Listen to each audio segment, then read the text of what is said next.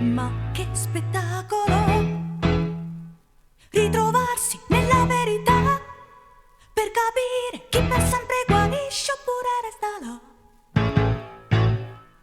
per cambiare le misure troppo strette e scomode, per rimuovere un corpo tenuto a guinzaglio e te che non basti più.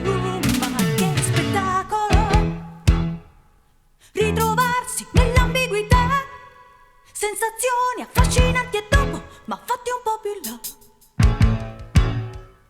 con probabili imprevisti a chi è della stessa specie.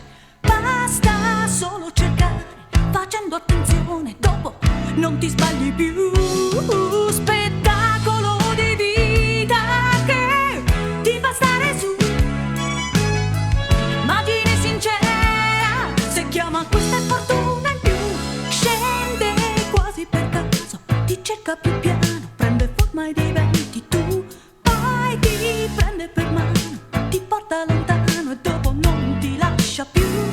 Ma che spettacolo, disperati per pubblicità, interrotti maliziosamente, ma chi ce la fa?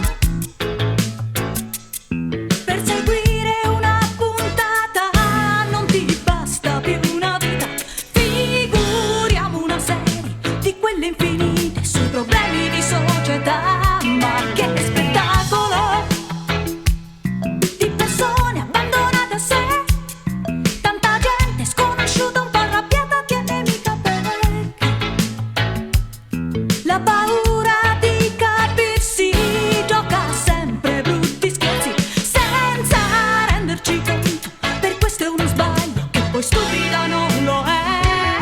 È spettacolo di vita che ti fa stare su, immagine sincera, se arriva a questa è fortuna in più. Sembra forse un po' sciocca, ma attenta, ti scegli e prende forma e diventi tu. Poi ti prende per mano, ti porta lontano e dopo non ti lascia più.